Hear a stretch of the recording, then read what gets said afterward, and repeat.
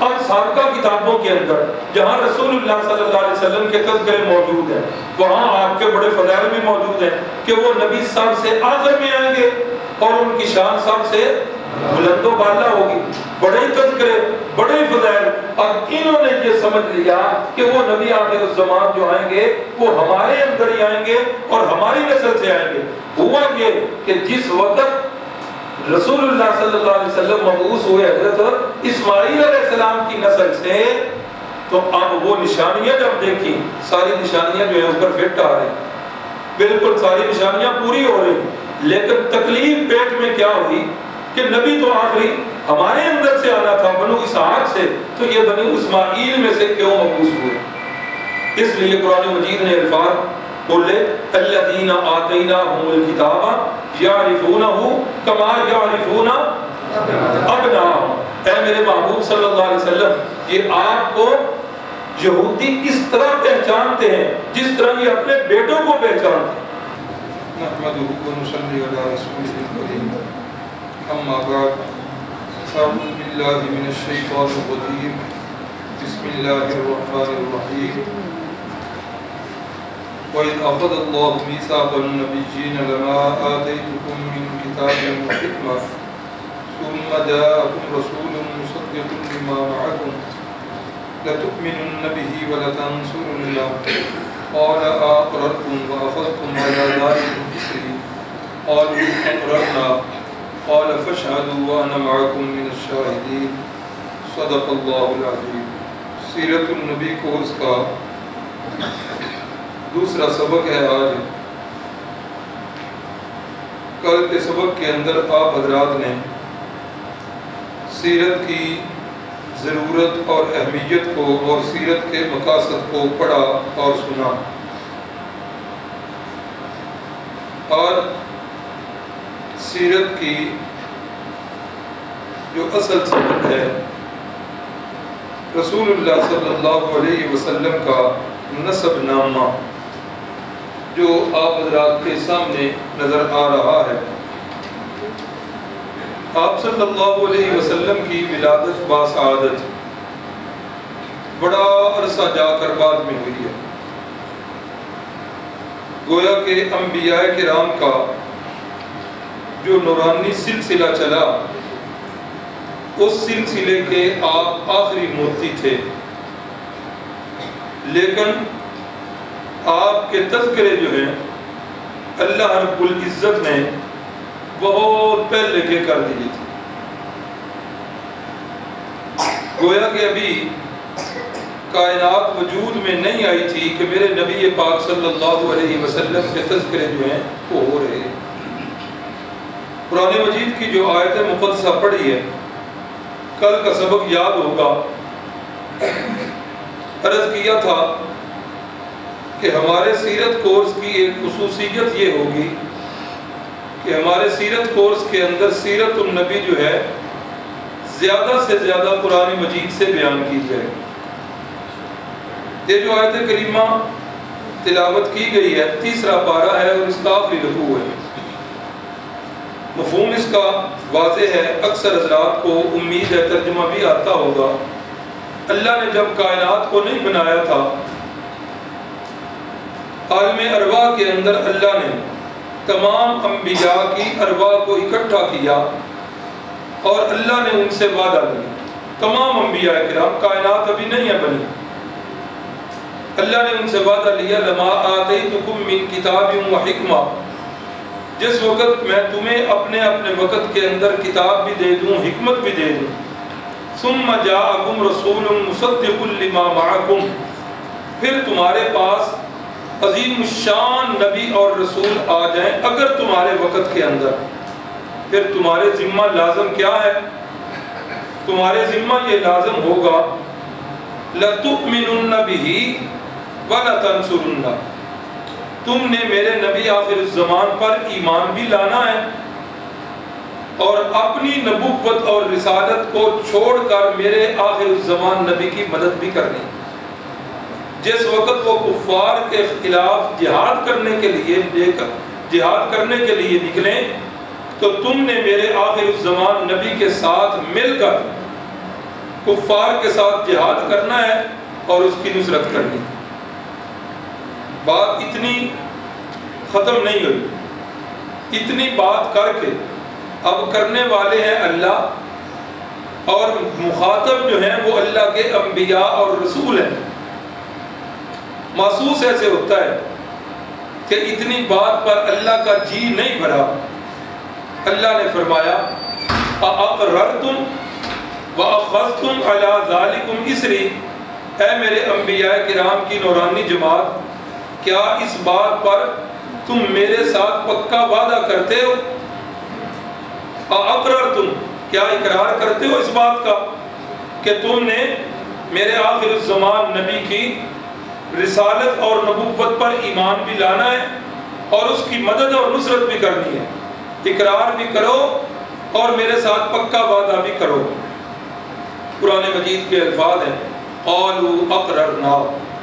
سارے انبیاء کرام بیک زبان ہو کے بولے اے اللہ ہم اقرار کر چکے، اے اللہ ہم تیرے ساتھ پکا وعدہ کر چکے کہ جب تو ہمیں نبوت اور رسالت دے کر دنیا میں بھیجے گا تو وہ نبی آخر الزمان ہمارے وقت کے اندر اگر آ جائیں گے، ہم اپنی نبوت اور رسالت کو چھوڑ کر ان پر ایمان بھی لائیں گے اور ان کی مدد اور نصرت بھی کریں. اللہ اکبر. تو یہ ابھی کائنات بھی نہیں بنی تو میرے نبی پاک صلی اللہ علیہ وسلم کے تذکرے جو ہیں وہ چل رہے ہیں. اسی طریقے سے قرآن مجید کی 28ویں پارے کی صورت ہے. پہلے پارے کے اندر ہی اللہ رب العزت نے اپنے جلیل القدر پیغمبر حضرت سیدنا ابراہیم علیہ السلام کے تذکرے کیے. اللہ نے ان کے تذکرے کیے کہ میرے پیغمبر حضرت سیدنا ابراہیم خلیل اللہ بیت اللہ کی تعمیر کر چکے ہیں، اور بیت اللہ کی تعمیر کر چکنے کے بعد اللہ نے جو ڈیوٹی لگائی تھی اس ڈیوٹی کو بڑے اچھے طریقے کے ساتھ کیا ہے. اور قرآن مجید کے الفاظ بھی ہیں کہ جس وقت وہ اس کام سے فارغ ہوئے تو اب اللہ سے دعا کیا کر رہے ہیں؟ اللہ سے دعا یہ کر رہے ہیں ربنا وابعث فیہم رسولا. اے اللہ جس جگہ میں نے یہ تیرا گھر بنا دیا، اے اللہ اس گھر کو ایک معلم کی ضرورت ہے، اے اللہ وہ معلم جو ہے وہ بھیج دے. تو حضرت سیدنا ابراہیم خلیل اللہ کی دعاؤں کے اندر بھی میرے نبی پاک صلی اللہ علیہ وسلم کے تذکرے موجود ہیں. 28واں پارہ سورہ صف ہے. سیدنا عیسیٰ علیہ السلام کے تذکرے ہیں. فرمایا وَإِذْ قَالَ عِيسَى ابْنُ مَرْيَمَ، جس وقت حضرت عیسیٰ ابن مریم اپنی قوم کی طرف مبعوث ہوئے اور قوم سے کہنے لگے یا بنی اسرائیل، اے بنی اسرائیل. یہ بھی بنی اسرائیل، اسرائیل کا ذکر آ جاتا ہے. اے بنی اسرائیل انی رسول اللہ الیکم جمیعا، اللہ نے مجھے تمہاری طرف مبعوث کر کے بھیجا ہے، تمہاری طرف اللہ نے مجھے رسول بنا کے بھیجا ہے. آگے بڑھنے سے پہلے یہاں ایک لفظ ضرور کہوں گا. قرآن مجید اس بات پر گواہ ہے کہ حضرت عیسیٰ علیہ السلام کے الفاظ یا بنی اسرائیل انی رسول اللہ الیکم، اللہ نے مجھے رسول بنایا ہے، ساری انسانیت کے لیے نہیں.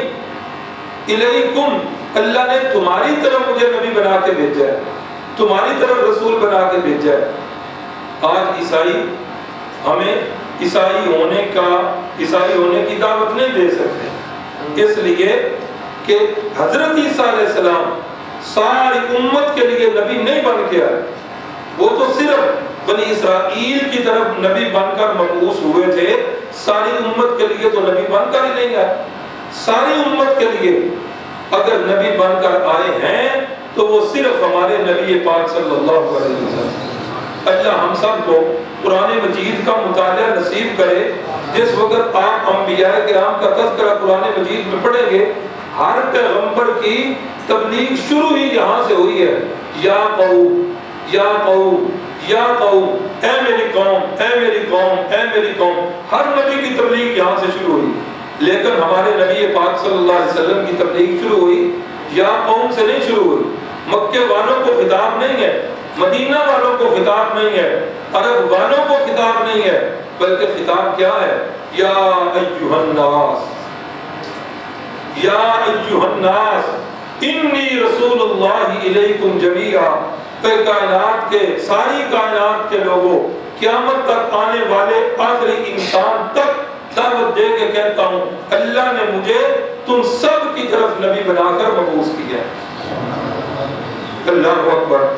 تو حضرت عیسیٰ علیہ السلام فرما رہے ہیں یا بنی اسرائیل انی رسول اللہ الیکم جمیعا، میں تمہاری طرف نبی بنا کر بھیجا گیا ہوں۔ ایک تو میری یہ ڈیوٹی ہے، اور دوسری میری ڈیوٹی کیا ہے؟ وَمُبَشِّرًا بِرَسُولٍ، ایک تو یہ ڈیوٹی کہ میں نے تبلیغ کرنی ہے، اللہ کی طرف سے جو احکامات آئیں گے وہ میں نے آپ تک پہنچانے ہیں، اور میرے ذمے اللہ نے ایک اور کام بھی لگایا ہے، وہ کام یہ ہے وَمُبَشِّرًا بِرَسُولٍ یأتی من بعد اسمہ احمد، اللہ نے میرے ذمے دوسرا کام یہ لگایا ہے کہ میں اس عظیم الشان رسول کی آپ حضرات کو خوشخبری دے دوں کہ جو میرے بعد آئیں گے، اور اللہ نے مجھے ان کا نام بھی بتا کر بھیجا ہے، اسمہ احمد، ان کا نام کیا ہوگا؟ احمد۔ اور یہ کون کہہ رہے ہیں؟ حضرت عیسیٰ علیہ السلام۔ وہ میرے نبی پاک صلی اللہ علیہ وسلم سے پہلے کے بعد میں؟ پہلے ہے، یعنی میرے نبی پاک ابھی پیدا نہیں ہوئے،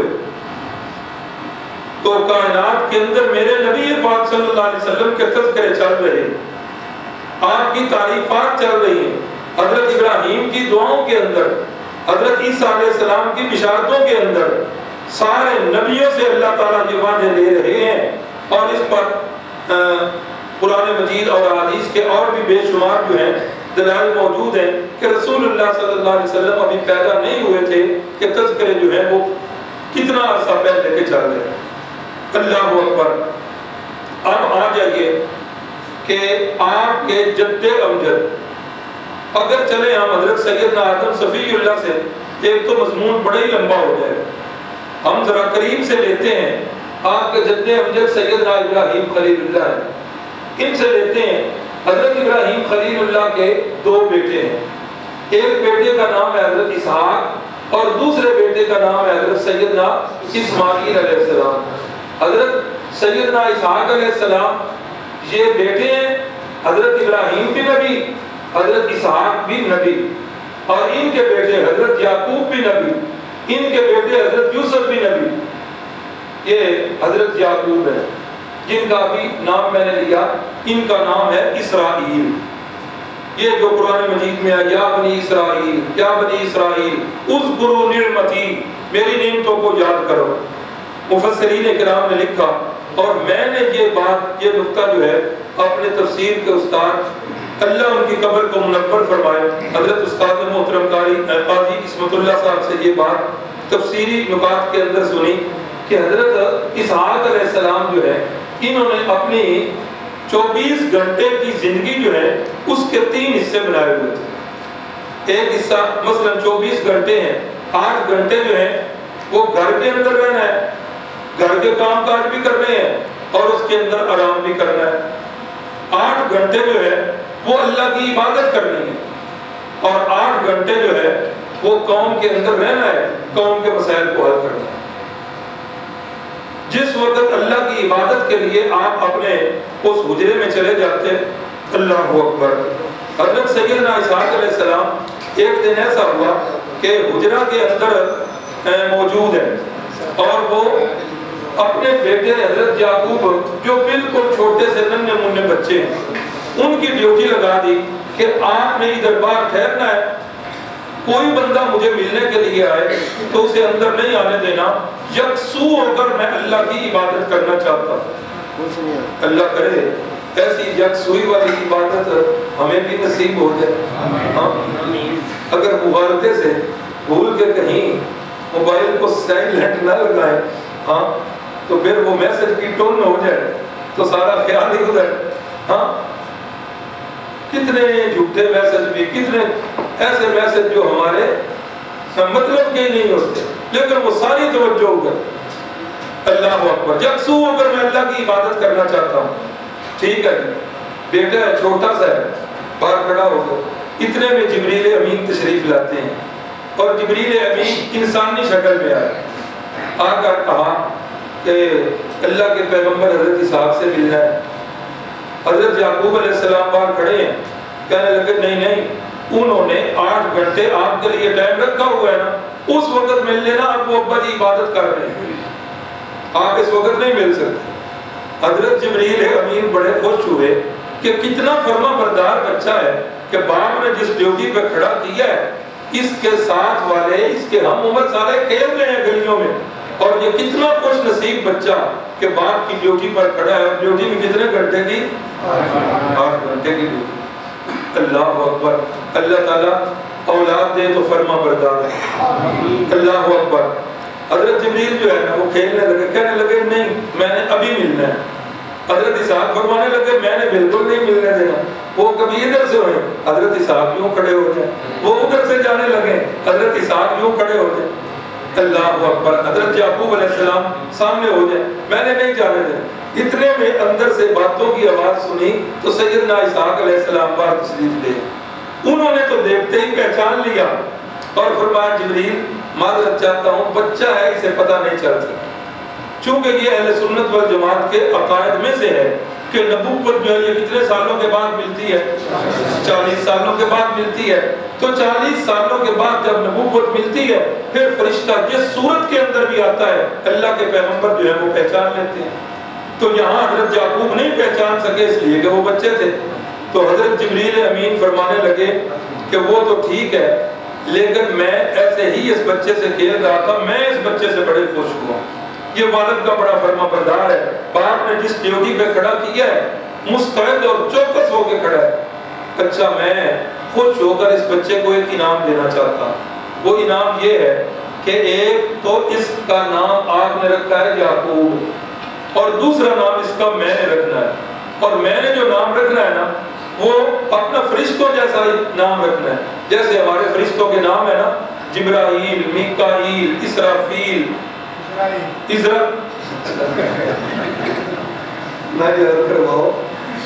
اسرائیل، تو اپنے فرشتوں جیسا نام رکھنا ہے، اور میں نے اس کا نام رکھنا ہے اسرائیل۔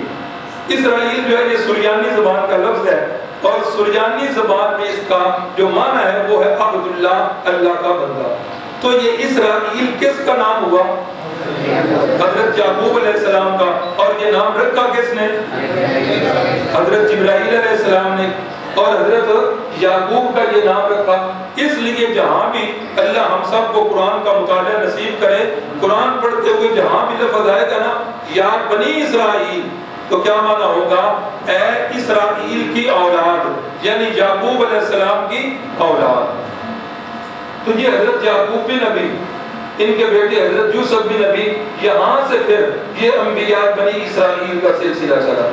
یہ انبیاء بنی اسرائیل تقریباً 4000 کے قریب انبیاء بنی اسرائیل جو ہیں یہ پیدا ہوئے، یہ ان کے بعد پھر اس سلسلے کی آخری کڑی سیدنا عیسیٰ علیہ السلام وہ دنیا میں مبعوث ہوئے، تو یہاں یہ انبیاء والا سلسلہ اس جد امجد سے آ کر یہ ختم ہو۔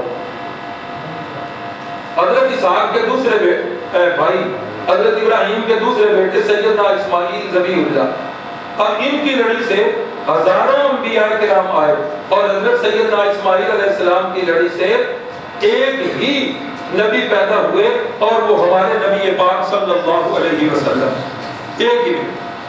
اللہ اکبر، اللہ اکبر۔ تو یہ حضرت اسماعیل علیہ السلام جو ہے یہ حضرت سیدنا محمد رسول اللہ صلی اللہ علیہ وسلم کے جد امجد۔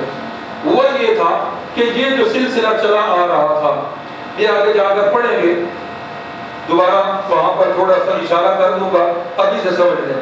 اب سابقہ کتابوں کے اندر جہاں رسول اللہ صلی اللہ علیہ وسلم کے تذکرے موجود ہیں وہاں آپ کے بڑے فضائل بھی موجود ہیں کہ وہ نبی سب سے آخر میں آئیں گے اور ان کی شان سب سے بلند و بالا ہوگی، بڑے تذکرے، بڑے فضائل۔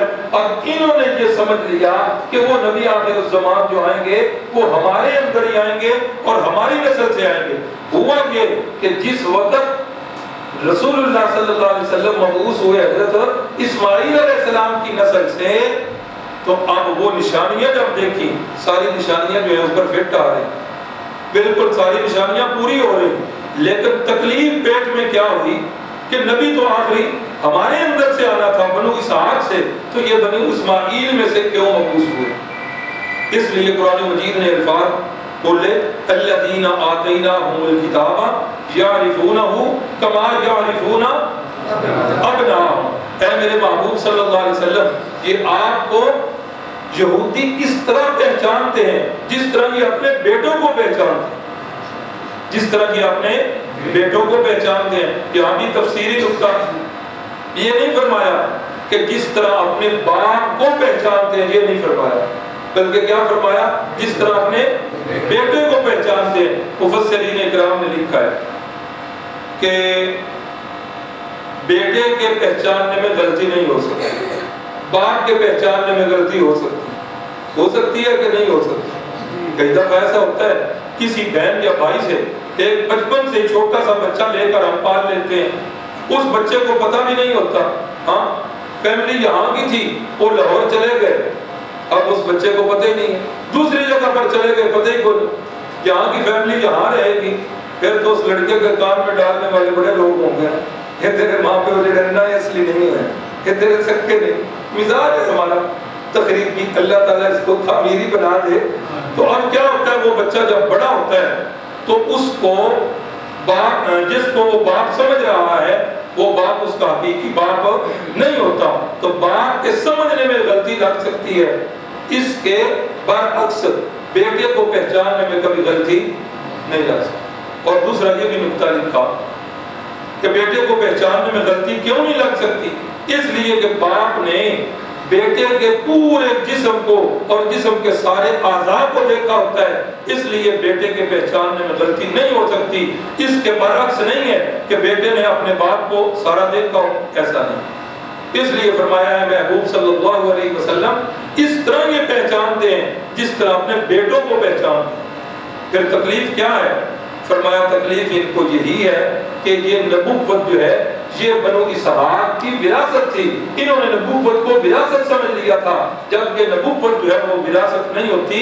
اللہ اعلم حیث یجعل رسالتہ، اللہ خوب جانتے ہیں کہ میں نے رسالت اور نبوت کا تاج جو ہے کس کے سر پہ سجانا ہے۔ تو ان کو یہی تکلیف تھی، انہوں نے نبوت کو وراثت سمجھ لیا۔ اب نبی جس وقت آخر زمان بنو اسماعیل کی طرف چلے گئے تو اسی سے انہوں نے ضد پکڑ لی اور انہوں نے کہا کہ ہم نے ماننا نہیں۔ اللہ اکبر۔ تو رسول اللہ صلی اللہ علیہ وسلم کا یہ نسب نامہ آپ کے سامنے لکھا ہوا ہے۔ رسول اللہ صلی اللہ علیہ وسلم نے فرمایا، مسلم شریف کی روایت ہے، آپ صلی اللہ علیہ وسلم نے فرمایا اللہ نے اولاد ابراہیم سے اسماعیل کو چنا اور فرمایا کہ پھر اولاد اسماعیل سے اللہ نے کنانا کو چنا۔ یہ حدیث کے الفاظ کا ترجمہ کر رہا ہوں۔ اولاد اسماعیل سے کنانا کو چنا، فرمایا کہ اللہ نے پھر کنانا سے قریش کو چنا اور پھر قریش سے اللہ نے بنو ہاشم کو چنا، اور رسول اللہ صلی اللہ علیہ وسلم نے فرمایا پھر اللہ نے بنو ہاشم سے میں محمد رسول اللہ صلی اللہ علیہ وسلم کو چنا۔ تو یہ آپ کا نسب نامہ اتنا آپ نے خود بیان کیا، اور آگے یہ بھی ثابت ہے بالاتفاق کہ عدنان تک، یہاں تک یہ نسب نامہ بالکل صحیح سند کے ساتھ ثابت ہے۔ اور حضرت عبداللہ ابن عباس رضی اللہ تعالی عنہ وہ فرماتے ہیں کہ رسول اللہ صلی اللہ علیہ وسلم جب بھی اپنا نسب نامہ بیان فرمایا کرتے تھے تو عدنان تک پہنچ کر آپ صلی اللہ علیہ وسلم خاموش ہو جائے گا۔ عدنان تک پہنچ کر آپ صلی اللہ علیہ وسلم لم یجاوز فی نسبہ، اس سے آگے آپ بیان نہیں کیا کرتے۔ اور اگلے الفاظ اللہ اکبر، آپ یہاں رک جایا کرتے تھے، وَيَقُولُ كَذَبَ النَّسَّابُونَ، فرمایا کہ اس سے آگے جو نسب نامہ بیان کرنے والے ہیں وہ کیا ہیں؟ فرمایا وہ جھوٹ بولتے۔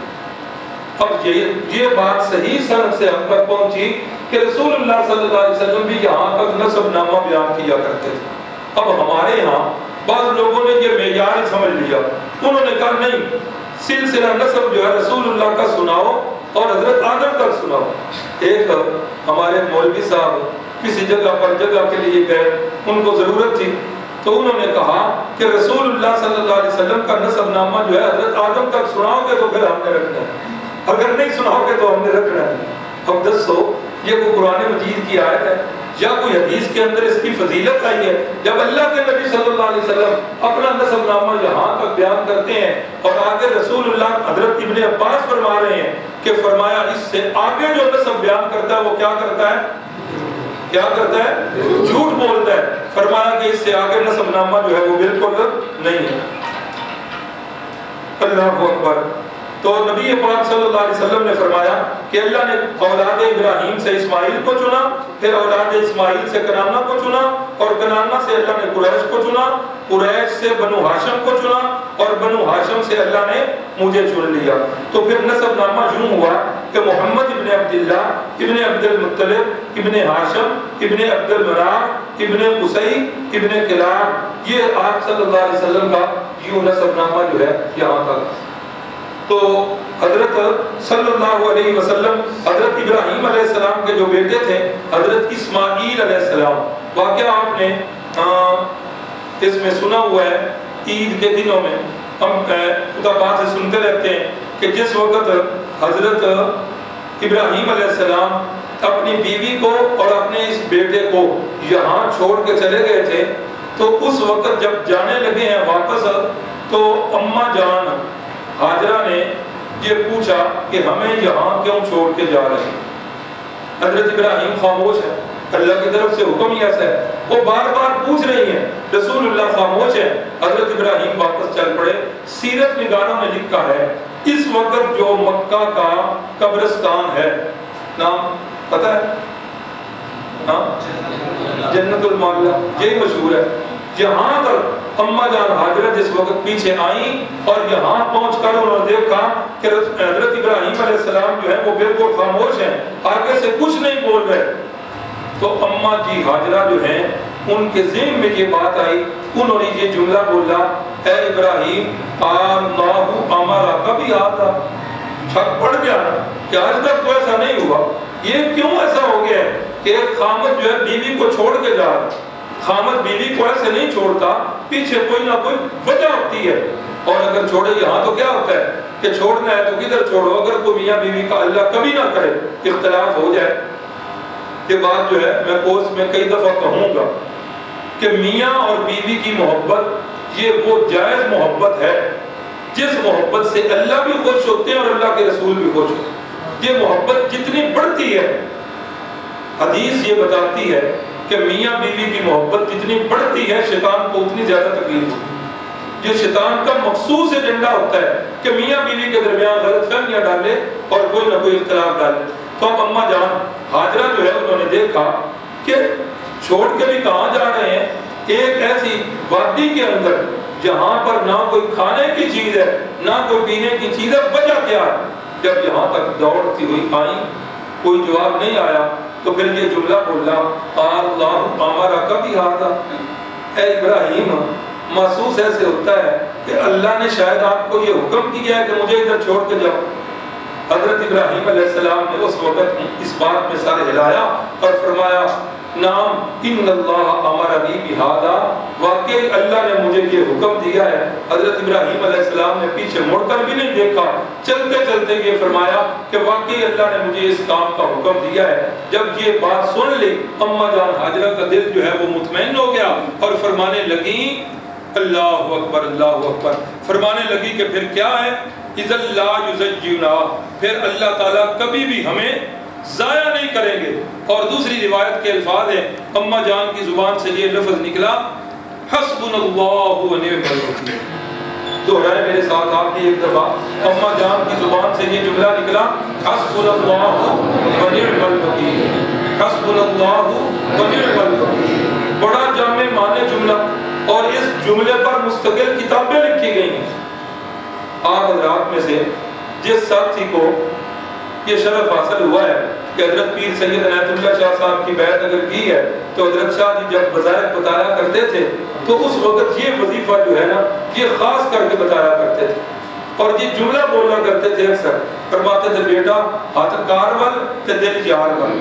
کار فارسی زبان کے اندر کام کو کہتے ہیں، تمہارا ہاتھ اپنے کاروباری کاموں کی طرف لگا ہو اور تمہارا دل جو ہے وہ اللہ کی طرف متوجہ ہو اور ہر وقت چلتے پھرتے وضو ہو یا نہ ہو تو یہ زبان سے جو ہے جملہ نکلتے رہنا چاہیے حسبنا اللہ و نعم الوکیل۔ اور یہی جملہ قرآن مجید نے بتایا صحابہ اکرام کو جب بتایا گیا غزوہ احد والے دن کہ سارا عرب تمہارے خلاف امڑ آیا ہے، ان الناس قد جمعوا لکم فاخشوہم، ان سے ڈرو۔ تو صحابہ کو ڈرنا چاہیے تھا، قرآن کہتا ہے ڈرے نہیں۔ کیا ہوا اثر؟ لوگوں نے ڈراوے دیے، دھمکیاں دی، تو جواب میں کیا ہوا؟ فزادہم ایمانا، صحابہ اکرام کا ایمان تو اور بڑھ گیا اور زبان سے یہ جملہ نکلا حسبنا اللہ و نعم الوکیل، ہمیں اللہ ہی کافی ہے اور ہمارا کارساز بھی اللہ ہی ہے۔ تو یہ جملہ اماں جان ہاجرہ کے زبان مقدس سے بھی یہ جملہ نکلا۔ پھر حضرت ہاجرہ جو ہے وہ یہاں پر ٹھہری اور یہیں سے جس وقت وہ گھر سے جو کچھ چیزیں لائے تھے پانی وہ بھی ختم ہو گیا۔ حضرت اسماعیل علیہ السلام کی وہ جو حالت بنی، وہ بچہ جس طرح پاؤں مارتا ہے، تو اللہ کا حکم ہوا، حضرت جبریل امین جو ہیں وہ آئے اور انہوں نے اس جگہ پر پر مارا اور پر مارنے سے نیچے چشمہ پھوٹ نکلا، جس چشمے کا نام کیا ہے؟ زمزم۔ کیوں اس کا نام زمزم ہے وہ آپ حضرات کو پتہ ہے، آپ نے سنا ہوا ہے۔ تو یہ چشمہ جو ہے نا زمزم کا، اس کا پانی بڑی اونچی نسبتوں والا ہے، بڑی اونچی نسبتوں والا ہے۔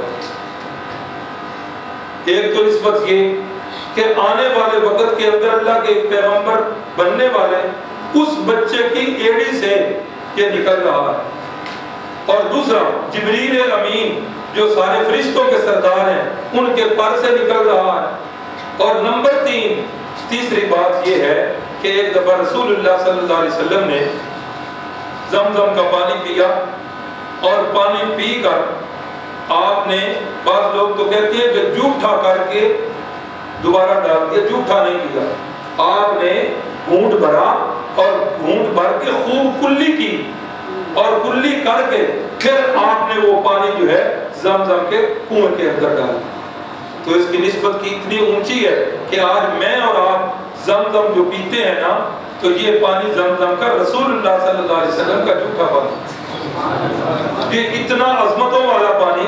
آگے چل کر واقعہ معراج میں بھی یہ بات آ جائے گی کہ جس وقت واقعہ معراج ہوا ہے نا، شق صدر کا واقعہ جب ہوا، جبریل امین جتنے وہ آپریشن کے اوزار تھے وہ سارے کے سارے اوزار جنت سے لے کے آئے، لیکن جبریل امین آپ کے قلب مطہر کو دھونے کے لیے جو پانی تھا وہ جنت سے نہیں لائے، وہ یہی زمزم کے چشمے کا پانی تھا جس سے آپ کے قلب مقدس کو دھویا۔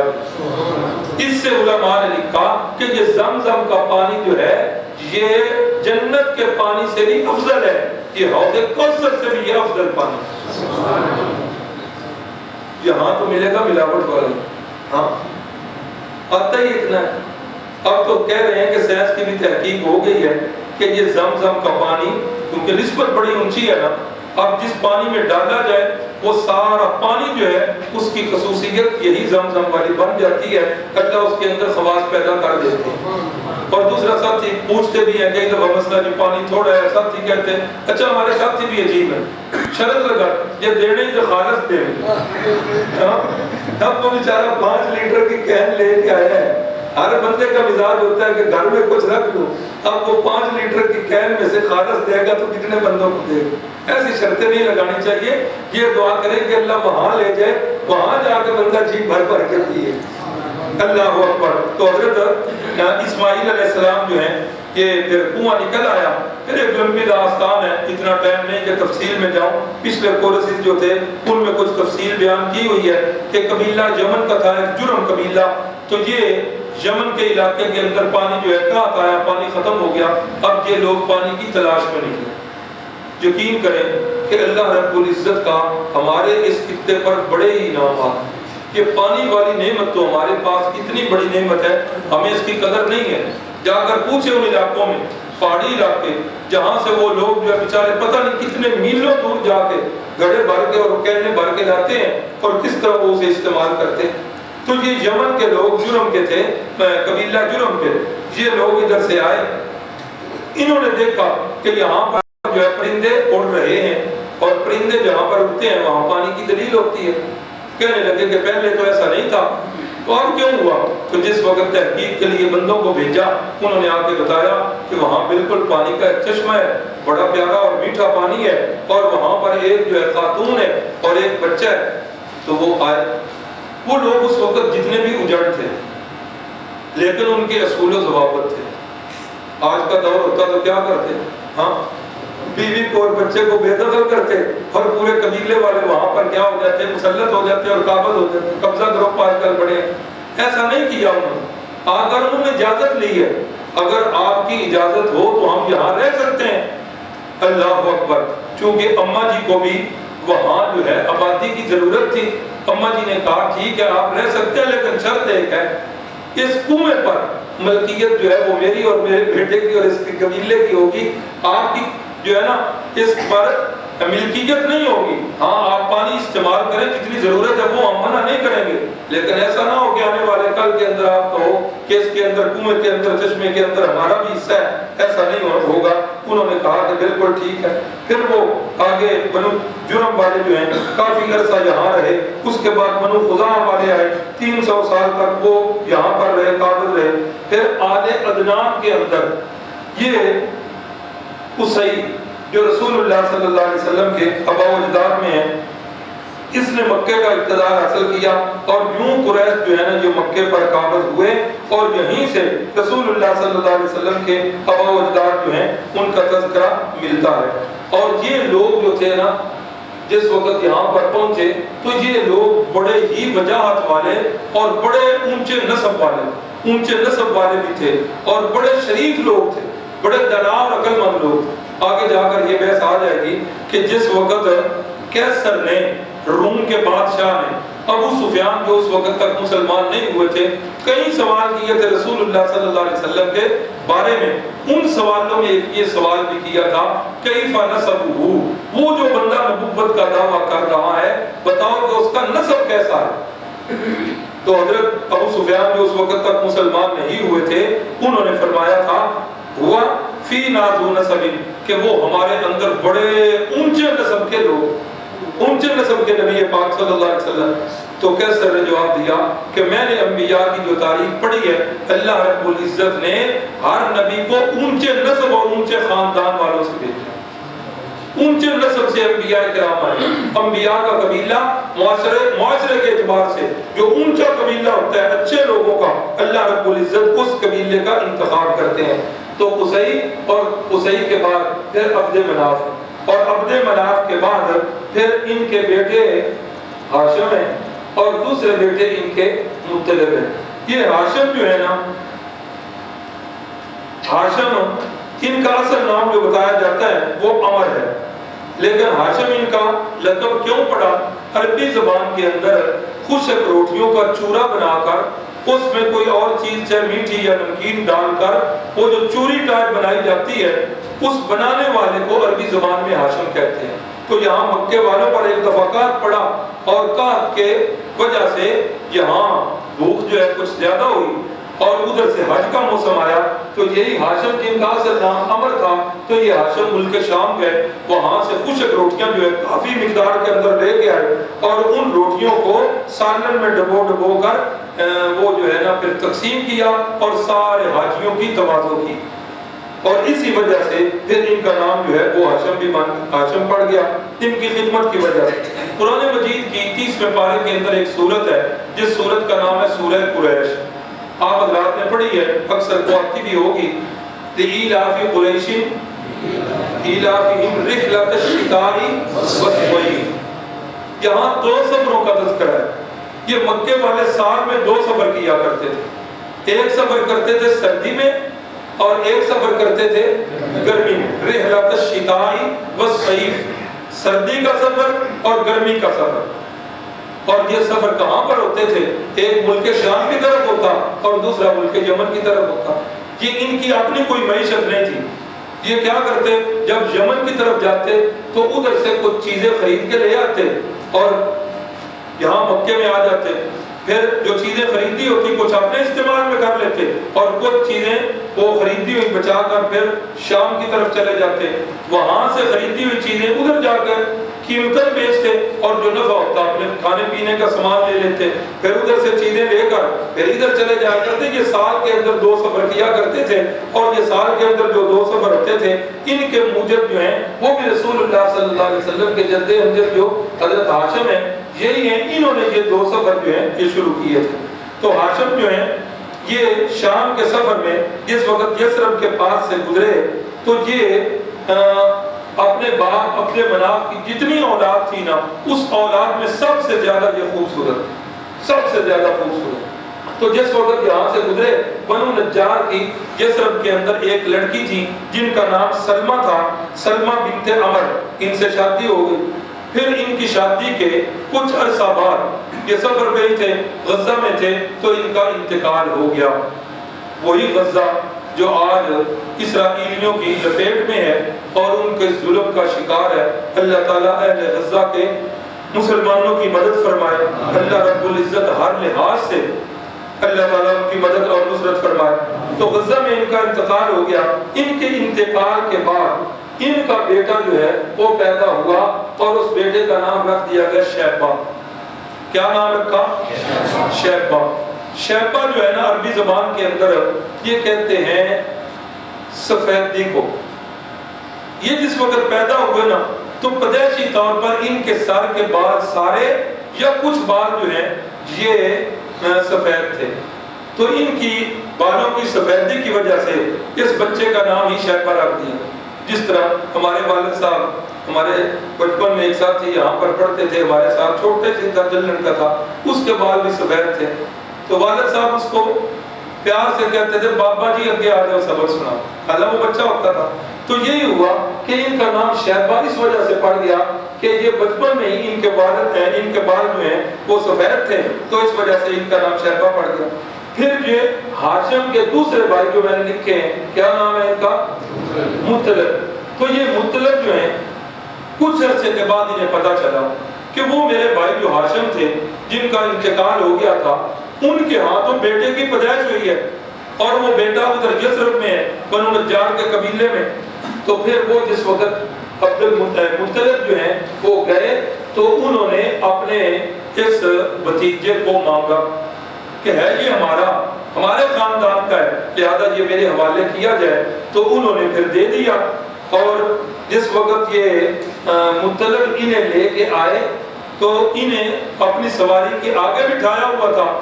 अब जिस वक्त किसी को इल्म ही नहीं था कि हाशिम के यहाँ जो है वो बेटा हुआ है। अब जिस वक्त मुत्तलिब इन्हें लेके मक्के में आए, इन्हें सवारी के ऊपर अपने साथ सवार किया हुआ था, तो लोगों ने ये समझा कि मुत्तलिब जो है कि जिस बच्चे को लेके आया है वो बच्चा जो है इसका गुलाम है, गुलाम को कहीं से खरीद के ले आया। अरबी ज़बान के अंदर गुलाम उसकी अरबी क्या है? अब्द। तो उन्होंने इसका नाम रख दिया अब्दुल मुत्तलिब कि मुत्तलिब का गुलाम। तो बाद में मुत्तलिब ने बताया कि ये मेरा गुलाम नहीं है बल्कि ये मेरे मरहूम भाई हाशिम जो है कि उनकी निशानी है और इनका असली नाम जो है वो शैबा है। तो ये रसूलुल्लाह सल्लल्लाहु अलैहि वसल्लम के दादाजी का तारुफ हो गया। उसके बाद जो है रसूलुल्लाह सल्लल्लाहु अलैहि वसल्लम के मुत्तलिब की वफात के बाद उनके भतीजे और हाशिम के बेटे अब्दुल मुत्तलिब जो हैं यही सरदार बन गए। ये जिस वक्त सरदार बने हैं ना अब्दुल मुत्तलिब, तो इनके ज़माने तक ये फिर वो एक है तारीखी बात कि ये बनु जुर्म वाले जिस वक्त इनको भगाया गया था ना तो ये जाते जाते इन्होंने कुछ नुकसान किए। इन्होंने नुकसान ये किए कि ज़मज़म का कुआं जो है उसमें भी मिट्टी डालकर उसको भी भर दिया और ऊपर से बराबर कर दिया कि ना खेड़ने थे ना खेड़ने देने, हमारे काम नहीं तो इनके भी काम ना रहे। जिस तरह बाल बंदों की फितरत होती है इसी तरह इन्होंने भी ये काम कर दिया। तो ये रसूलुल्लाह सल्लल्लाहु अलैहि वसल्लम के दादा जान जो अब्दुल मुत्तलिब थे इनके ज़माना में फिर क्या हुआ, इनको ख्वाब आया। ख्वाब क्या आया? तज़किरे तो सुने हुए थे ना ये ज़मज़म के कुएं के, ख्वाब इन्हें ये आया। ख्वाब में देखते हैं कि मैं ज़मज़म के कुएं को खोद रहा हूँ। जिस वक्त जाके तो लोगों को बताया, लोगों ने कहा कि इसका मतलब ये है कि अल्लाह आपके हाथ से ये ज़मज़म के कुएं को अल्लाह बरामद करना चाहते हैं। बड़ी अच्छी बात है, आप इस काम के लिए लगे, हम भी आपके साथ लगेंगे। تو خواجہ عبد المطلب فرمانے لگے نا، اس نیک کام کے اندر میں کسی کو شریک نہیں کروں گا، یہ کام جو نیکی والا ہے میں اکیلا ہی یہ کروں گا۔ تو بالآخر جو ہے انہوں نے پھر خود ہی یہ کھودنا شروع کر دیا، اس پر کچھ تکرار ہوئی۔ اس موقع پر عبد المطلب جو ہیں انہیں اپنے اکیلے پن کا احساس ہوا کہ میں تو جو ہے اکیلا ہوں، اللہ کرے میری اولاد جو ہے وہ اکیلی نہ ہو۔ پھر عبد المطلب نے اس وقت یہ منت مانی کہ اللہ نے اگر مجھے 10 بیٹے دیے، کتنے بیٹے؟ اللہ تعالیٰ اگر مجھے 10 بیٹے دے گا اور وہ 10 بیٹے جو ہیں جوان بھی ہو جائیں گے، ان 10 بیٹوں میں سے ایک بیٹا جو ہے میں اللہ کی راہ میں قربان کروں گا۔ ایک بیٹا اللہ کی راہ میں کیا کروں گا؟ قربان کروں گا۔ اب کیا ہوا؟ اللہ اکبر، بیٹے اللہ نے پورے 10 دے دیے اور 10 کے 10 جوان بھی ہو گئے۔ اب جس وقت جوان ہو گئے، اب خواجہ عبد المطلب کو اپنی منت جو ہے وہ یاد آ گئی کہ میں نے منت مانی تھی کہ 10 بیٹے جوان ہو گئے تو ایک بیٹے کو اللہ کی راہ میں قربان کروں گا۔ کون سا بیٹا جی قربان کرنا ہے؟ اب کیا کیا، 10 پرچیاں بنائی گئیں، سارے بیٹوں کے ان پر نام لکھے گئے۔ اب جس وقت ان پرچیوں کو ملا کر پرچی اٹھائی گئی تو نام نکلا اپنے بیٹے عبداللہ کا، جو رسول اللہ صلی اللہ علیہ وسلم کے والد ہیں، ان کا نام نکلا ہے۔ اب پورے سے یہ بات بھی ہو گئی ہے، منت بھی ماننی ہے اور منت پوری بھی کرنی ہے۔ اب جس وقت عبداللہ کو لے کر چلے کہ میں کیا کروں، اللہ کی راہ میں ذبح کروں اور اپنی نظر اور منت کو پورا کروں۔ اللہ اکبر، تو عبداللہ کے ننہال والے آ گئے، انہوں نے کہا نا مہربانی کرو یہ کام نہ کرو، یہ نہ کام کرو۔ انہوں نے کہا بھائی کیوں؟ میں نے منت مانی ہوئی ہے، میں نے تو یہ کام کرنا ہی کرنا ہے، اب آپ ہی مجھے بتائیں کہ میں اپنی منت کو کیسے پورا کروں۔ انہوں نے کہا اچھا ہم آپ کو طریقہ بتاتے ہیں، ایسا کرو 2 پرچیاں ڈال دو، ایک پرچی پر نام لکھو عبداللہ اور دوسری پرچی پر لکھ دو 10 اونٹ۔ اب ان کو ملا کے تو اٹھاؤ۔ اب جس وقت ملا کے اٹھایا تو پھر نام کس کا نکل آیا؟ عبداللہ کا نکل آیا۔ انہوں دسو گئے نہ کرنے، اب 10 اونٹوں والی پرچی کی بجائے اس پر لکھ دیں 20 اونٹ۔ اب 20 اونٹوں والی جب پرچی کے ساتھ مکس کر کے اٹھایا تو پھر نام عبداللہ کا۔ 10 اونٹ بڑھاتے گئے حتیٰ کہ جس وقت عبداللہ کی پرچی کے ساتھ 100 اونٹ لکھے گئے تو اس وقت جب پرچی اٹھائی گئی تو اس وقت 100 اونٹوں کی پرچی جو ہے وہ سامنے آ گئی۔ اس پرچی کو کھولا گیا اور اس پر جو ہے وہ حضرت عبداللہ جو ہیں ان کی پھر اس طریقے سے جان چھوٹ گئی۔ اور اسی طرح رسول اللہ صلی اللہ علیہ وسلم، حضرت سیدنا معاویہ رضی اللہ تعالیٰ عنہ، ان سے یہ روایت ہے، حضرت معاویہ رضی اللہ تعالیٰ عنہ فرماتے ہیں ایک دفعہ ہم بیٹھے ہوئے تھے، رسول اللہ صلی اللہ علیہ وسلم کی محفل میں بیٹھے ہوئے تھے، اچانک ایک بدوی آدمی آیا، گاؤں سے دیہات سے ایک بندہ آیا اور اس نے آ کر کہا یا ابن الذبیحین،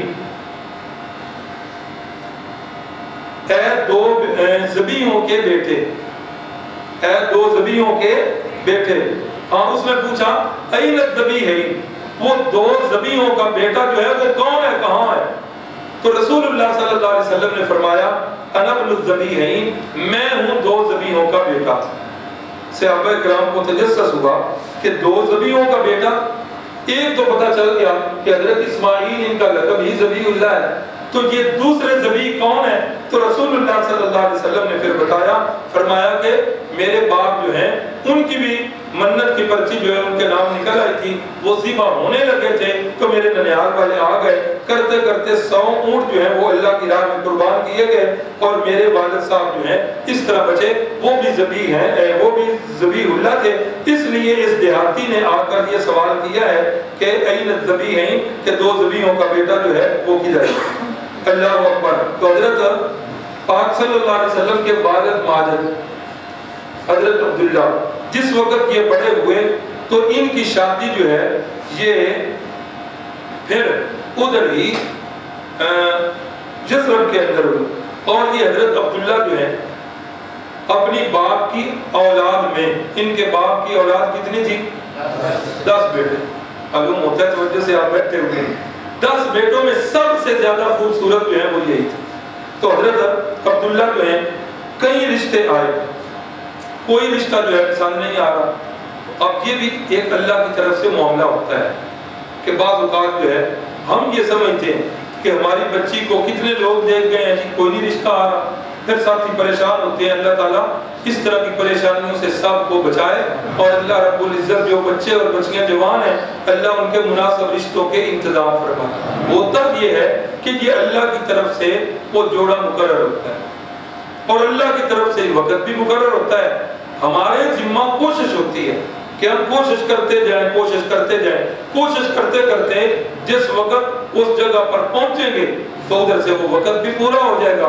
اللہ رب العزت جو ہے اس جوڑے کو ملا دیتے ہیں. تو پھر ایسا ہی ہوا کہ حضرت عبداللہ کے کئی رشتے آئے، ٹھکرا دی، واپس کر دیے کہ پسند نہیں آئے. انہوں نے کہا کہ میرا بیٹا جو ہے بڑا خوبصورت ہے، اس کے لیے مناسب رشتہ جو ہے وہ میں کروں. تو پھر یہ مناسب رشتہ جو ہے یہ جسرب کے اندر حضرت سیدہ آمنہ رضی اللہ تعالی عنہا ان کے ساتھ ہوا، اور رسول اللہ صلی اللہ علیہ وسلم کے والد ماجد جو ہیں ان کی عمر جو ہے اس وقت پھر حضرت عبداللہ جو ہیں ان کی عمر جس وقت 25 سال ہوئی تو 25 سال کی عمر میں جسرب سے کھجوریں لینے کے لیے گئے کہ ان کا ادھر ہی انتقال ہو گیا. انا للہ و انا الیہ راجعون. ترکہ کے اندر کچھ اونٹ تھے اور ایک لونڈی جو ہیں وہ تھی جن کا نام برکت تھا اور ان کی کنیت جو ہے یہ ام ایمن ہے. تو ترکے کے اندر ایک لونڈی چھوڑی، 5 اونٹ چھوڑے اور بکریوں کا کچھ ریوڑ چھوڑا.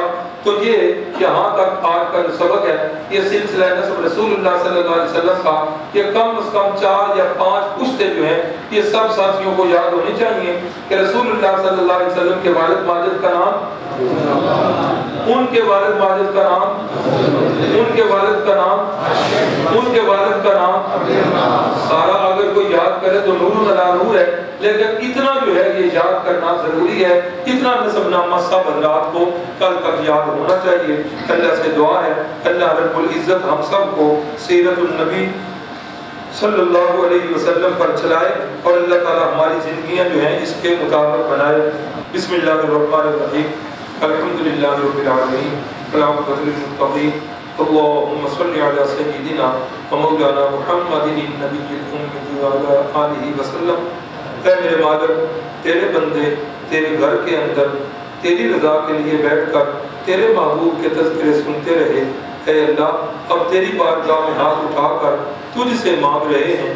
ان کی خواہشات ان کے دلوں کے اندر مستور ہیں. اے اللہ تو علیم بذات الصدور ہے. اے اللہ تو یعلم السر و اخفا ہے. اے اللہ تو دلوں کے بھید جانتا ہے. ہمارے دلوں میں جو خیالات ہیں جو خواہشات ہیں تو خوب جانتا ہے. جو آج نہیں کل کو آنے والے وقت کے اندر خواہشات پیدا ہونی ہے اے اللہ تو انہیں بھی جانتا ہے. اے اللہ اپنے بندوں کی جائز خواہشات کی تکمیل فرما دے. اے اللہ رات کا ایک حصہ بیت چکا ہے. اے اللہ بہت سارے لوگ اس وقت سونے میں ہیں یا موبائل کے دھیان میں لگے ہوئے ہیں. یہ بندے تیرے بڑے خوش نصیب ہیں. اے اللہ تیرا جتنا بھی شکر ادا کریں کم ہے کہ تو نے اپنے گھر میں اتنی دیر بٹھایا اپنے محبوب کے تذکرے کہ اللہ تو نے سنوائے. اللہ اس میں ہمارا کمال نہیں. اے اللہ کی تیرا خاص فضل ہمارے اوپر ہوا کہ تیری رحمت ہوئی کہ ہم یہ تیرے گھر میں بیٹھ کر تیرے محبوب کے تذکرے سنتے رہے. اللہ اس عمل کو اپنی بارگاہ میں قبول فرما. اے اللہ اس عمل کی برکت سے ہمارے گناہوں کو معاف فرما، ہماری مشکلوں کو آسان فرما، ہمارے جائز کاموں کے اندر رکاوٹیں دور فرما. اے میرے مالک ہماری اولاد کو دین والا قرآن والا بنا دے. ہمارے گھروں کے اندر ماحول دین والا پیدا فرما دے. اے اللہ اس وقت جو مینار پاکستان کے اندر بہت بڑی کانفرنس ہو رہی ہے ختم نبوت کانفرنس، اے اللہ وہاں کے جتنے بھی شرکاء ہیں ان سب کی حفاظت فرما دینا. اے میرے مالک ہر لحاظ سے اس کو کامیاب فرما دینا. اور بھی جتنے دینی اجتماعات ہو رہے ہیں اے اللہ دین کی سربلندی کے لیے جو اجتماع بھی ہو رہے ہیں ان کو کامیاب و کامران فرما دینا.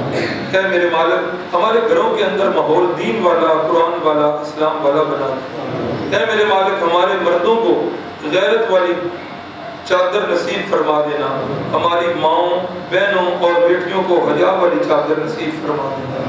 اے میرے مالک ہم سب کی زندگیاں اسلام کے لیے وقف فرما دینا. اے اللہ قرآن فہمی نصیب فرما دے، اے اللہ قرآن پر عمل کرنے والا بنا دے، اے اللہ قرآن مجید کو دنیا کے اندر ہمارے لیے رہنما بنا دے، اے اللہ قبر کے اندر روشنی کا ذریعہ بنا دے، اے اللہ پل صراط سے گزرنے کا ذریعہ بنا دے، اے اللہ جنت میں داخلے کا ذریعہ بنا دے۔ اے اللہ ہماری یہ بڑی خواہش ہے کہ جس طرح ہم یہاں پڑھا رہے ہیں، سن رہے ہیں، سنا رہے ہیں، اے اللہ جنت کے اندر بھی ایک ایسی ہی محفل سجے، رسول اللہ صلی اللہ علیہ وسلم ہمیں پڑھا رہے ہوں اور ہم ان سے پڑھ رہے ہوں۔ اے اللہ ہماری اس خواہش کو پورا فرما، اے اللہ رسول اللہ صلی اللہ علیہ وسلم کی شفاعت نصیب فرما، اے اللہ ہمارے والدین، ہمارے بہن بھائی، ہمارے اعزاء و اقارب، اے اللہ اور بھی جتنے مسلمان اس دنیا سے اسلام کی حالت میں رخصت ہوئے، اے اللہ سب کو کروٹ کروٹ جنت نصیب فرما۔ اے اللہ کتنے ساتھی ایسے ہیں جو پچھلے کورسز میں ہمارے ساتھ شریک تھے، آج وہ تیرے پاس پہنچ چکے ہیں، اے اللہ سب کو کروٹ کروٹ جنت نصیب فرما، آخرت کی منزلیں آسان فرما، اے اللہ ہمارا بھی خاتمہ ایمان پہ فرما، ہماری زندگیاں سیرت النبی کے مطابق بنا دے، آمین یا رب العالمین۔